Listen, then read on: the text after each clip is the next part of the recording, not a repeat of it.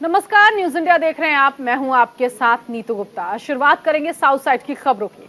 आंध्र प्रदेश के तिरुपति में केंद्रीय सड़क परिवहन और राजमार्ग मंत्री नितिन गडकरी ने अपने परिवार के साथ भगवान वेंकटेश्वर स्वामी मंदिर में पूजा अर्चना की।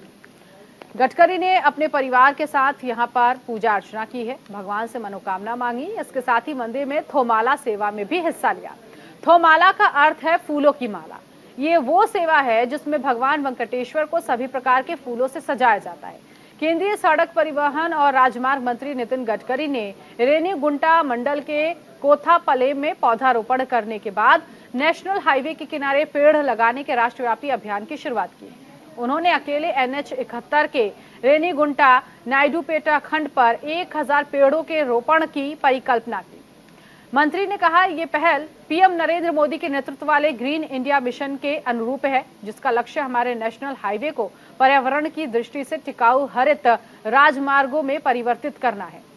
उन्होंने आगे कहा, ये उद्देश्य के प्रति सरकार की प्रतिबद्धता अटूट है, क्योंकि हम सड़क परियोजनाओं के दौरान काटे गए प्रत्येक पेड़ की भरपाई दोगुनी संख्या में पेड़ लगाकर करने की कोशिश करते हैं।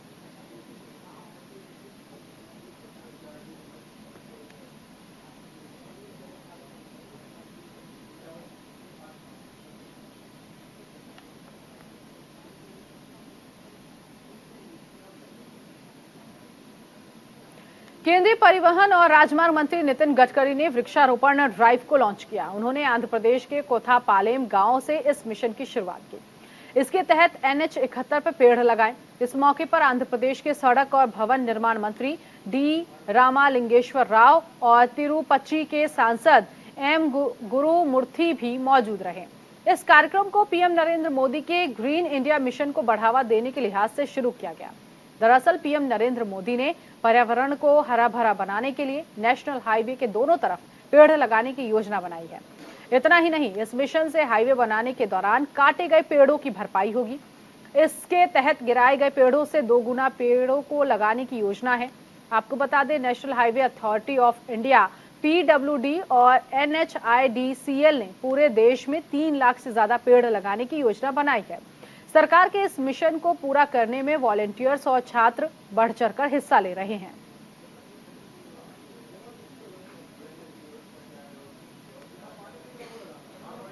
चंद्रयान 3 के प्रक्षेपण से पहले इसरो प्रमुख S सोमनाथ प्रार्थना करने आंध्र प्रदेश के तिरुपति मंदिर पहुंचे। उन्होंने मंदिर में चंद्रयान के सफल परीक्षण की कामना की। भारत 14 जुलाई को दोपहर 2:35 पर अपना तीसरा चंद्र मिशन चंद्रयान 3 लॉन्च करने की पूरी तैयारी कर रहा है। उन्होंने कहा, मैं प्रार्थना करता हूं कि सब कुछ ठीक हो और ये 23 अगस्त के बाद किसी भी दिन चंद्रमा पर उतर जाए। लॉन्चिंग से पहले इसरो वैज्ञानिकों की टीम चंद्रयान के लघु मॉडल के साथ आंध्र प्रदेश के तिरुपति वेंकटेचलपति मंदिर का दौरा करने पहुंची थी। एक वैज्ञानिक ने तिरुपति मंदिर में पूजा करने के बाद कहा, हम अपना मिशन जल्द पूरा करके रहेंगे।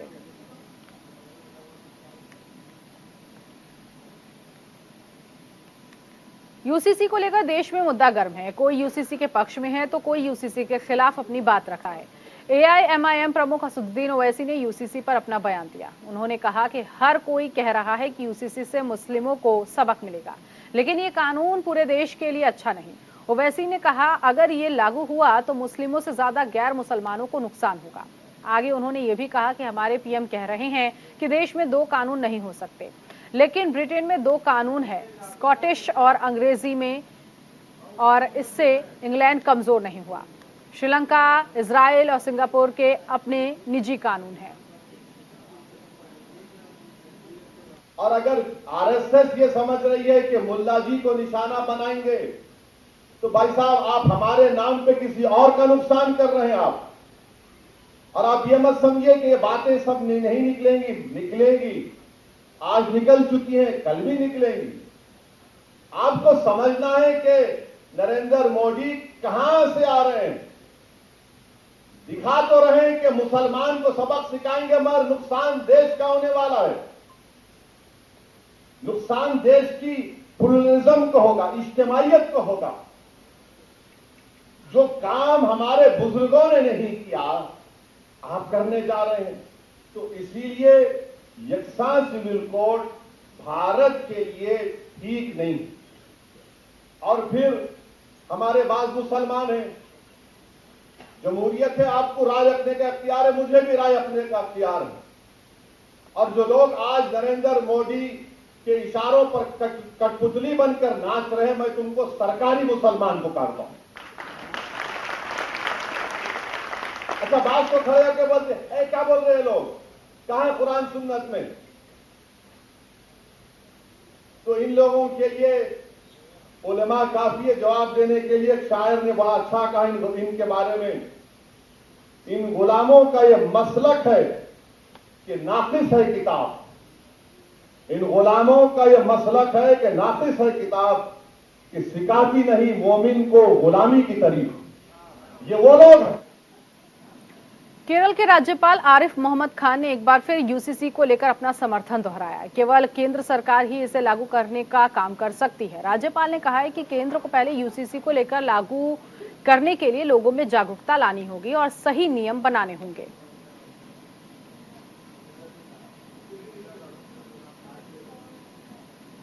आप इस बात से रोकना चाहते हैं कि कोई लोग अपनी चिंता की अभिव्यक्ति दें, इसको रोकना चाहती हैं आप?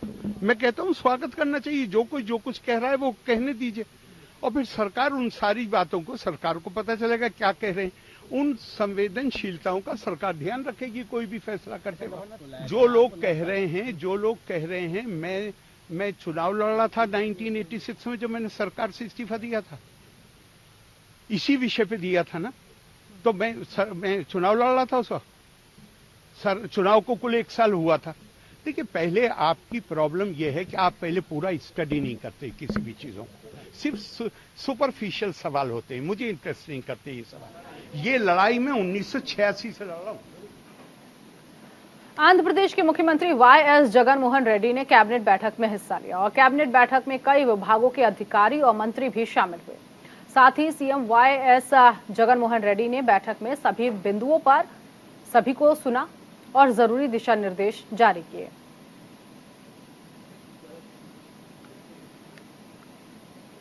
आंध्र प्रदेश के पलनाडु में टीडीपी नेताओं ने पूर्व स्पीकर कोडेला शिवप्रसाद की पट्टिका को बदलने की मांग की। टीडीपी के स्थानीय नेताओं ने कहा है कि वाईएसआरसीपी नेताओं ने नए तहसीलदार कार्यालय के सामने से पट्टिका हटा दी।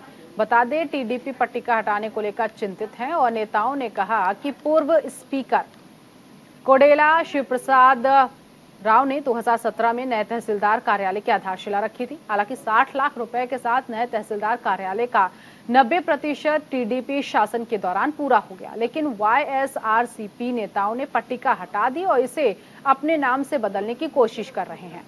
अब इसका कड़ा विरोध हो रहा है। इसे वापस उसी जगह पर रखे जाने की मांग कर रहे हैं।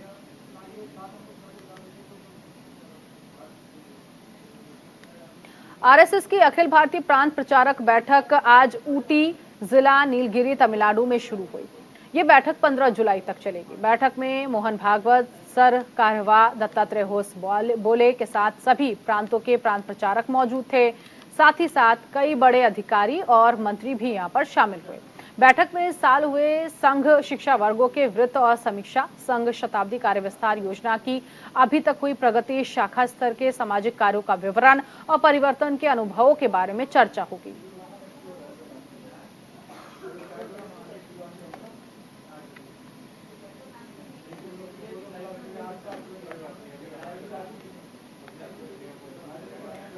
उधर जैन समुदाय के सदस्यों ने नंदी पर्वत आश्रम के जैन भिक्षु आचार्य काम कुमार नंदी महाराज की नृशंस हत्या की निंदा करते हुए पुणे बेंगलुरु हाईवे पर बड़े पैमाने पर विरोध प्रदर्शन किया। आंदोलनकारियों ने हत्या में शामिल आरोपियों को फांसी की सजा दिए जाने की मांग की।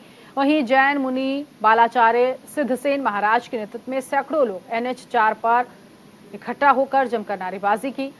दृष्टा ने कहा कि हत्या का दिन जैन समुदाय के लिए काला दिन था। हमारा विरोध किसी धर्म, जाति, पार्टी या किसी सरकार के खिलाफ नहीं है। हम अपने जैन मुनि की हत्या की निंदा करते हुए विरोध प्रदर्शन कर रहे हैं। हमारी आवाज सिर्फ मुख्यमंत्री ही नहीं बल्कि प्रधानमंत्री तक भी पहुंचनी चाहिए।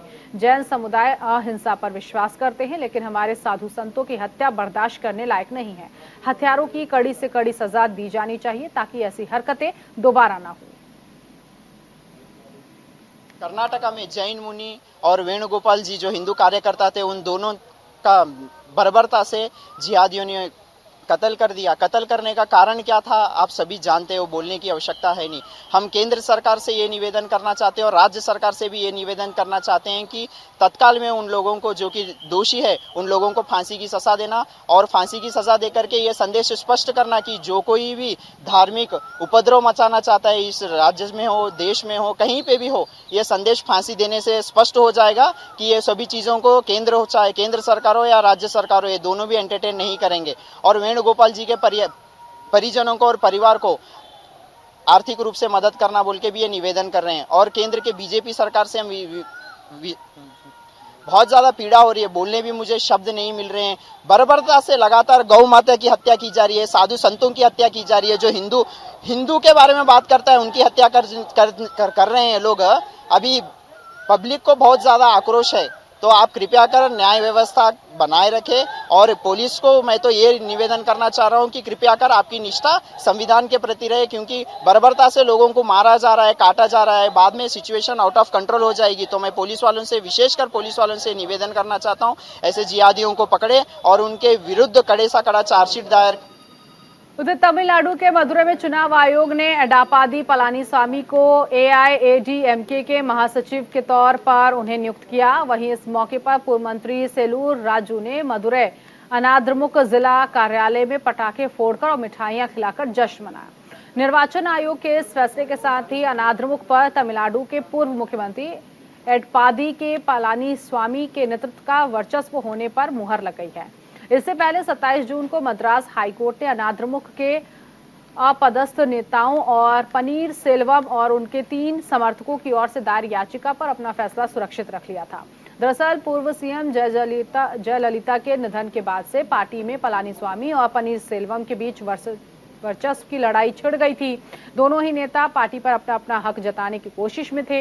11 जुलाई को अनाद्रमुक की जनरल काउंसिल की मीटिंग में पलानीस्वामी को अनाद्रमुक का अंतरिम मुख्य सचिव घोषित किया गया है।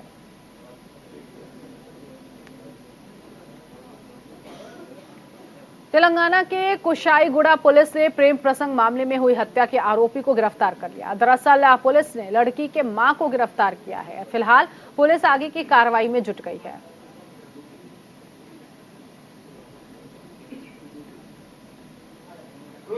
आंध्र प्रदेश के तिरुपति में जनसेना पार्टी के नेताओं ने श्री कालहस्ती मंदिर के पास विरोध प्रदर्शन किया और प्रदेश सरकार के खिलाफ जमकर नारेबाजी की। वहीं जनसेना पार्टी के नेताओं और कार्यकर्ताओं ने आंध्र प्रदेश के मुख्यमंत्री वाईएस जगन मोहन रेड्डी का पुतला जलाने की कोशिश भी की है।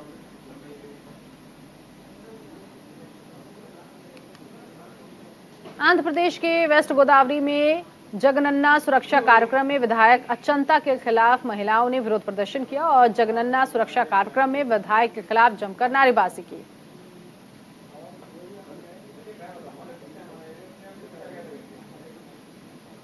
उधर आंध्र प्रदेश कांग्रेस कमेटी के अध्यक्ष गिदुगु रुद्रा राजू श्री के समर्थन में मौन सत्याग्रह कर प्रदर्शन किया गया। इस दौरान राहुल गांधी ने कहा कि आंध्र प्रदेश कांग्रेस कमेटी के नेतृत्व में सभी नेता और अध्यक्ष कारगे के निर्देशानुसार मौन सत्याग्रह कर रहे हैं। जैसा कि हम सभी अच्छी तरह से जानते हैं कि ये मामला गुजरात हाई कोर्ट में था, हमें कोई राहत नहीं मिली।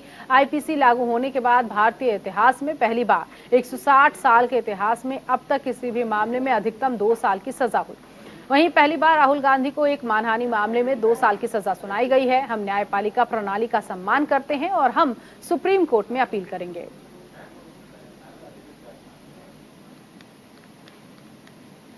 तमिलनाडु की राजधानी चेन्नई के कई हिस्सों में भारी बारिश हुई। वहीं अरुम्बक्कम, कोयम्बेडु, मोगापेयर, मदुरवायोल और पूर्णवल्ली जैसे इलाकों में अचानक बारिश हुई। शहर के लोगों को भारी बारिश के कारण घर, ऑफिस जाने में परेशानियां हुई। इससे पहले क्षेत्रीय मौसम विज्ञान केंद्र ने मौसम बिगड़ने की जानकारी दी थी और तिरुवल्लुर, कांजीपुरम और चिंगलपट्टू जिलों के कुछ हिस्सों में हल्की बारिश हुई। अलग अलग स्थानों पर हल्की बारिश के साथ ही आंधी और बिजली भी गिरी। बता दें, लगातार बारिश के बाद यमुना नदी का जलस्तर पहले ही खतरे के निशान को पार कर चुका है।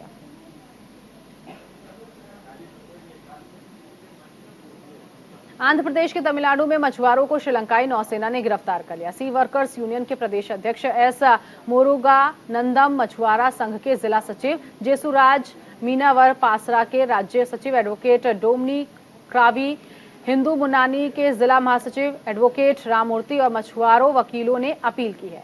सुप्रीम कोर्ट के न्यायाधीश ने कहा है कि कच्चा तीवू बचाव मामले की तत्काल जांच करें। दरअसल 1974 में भारत और श्रीलंका के बीच हुए समझौते के मुताबिक कच्चा तीवू को श्रीलंका को सौंप दिया गया, लेकिन कच्चा तीवू समझौते में कहा गया है कि पारंपरिक मछली पकड़ने के उद्योग में मछुआरों को कोई परेशानी नहीं होनी चाहिए। हालांकि श्रीलंकाई नौसेना तमिलनाडु के मछुआरों को परेशान करना जारी रखती है। श्रीलंकाई सरकार भी उनका समर्थन करने के लिए काम कर रही है।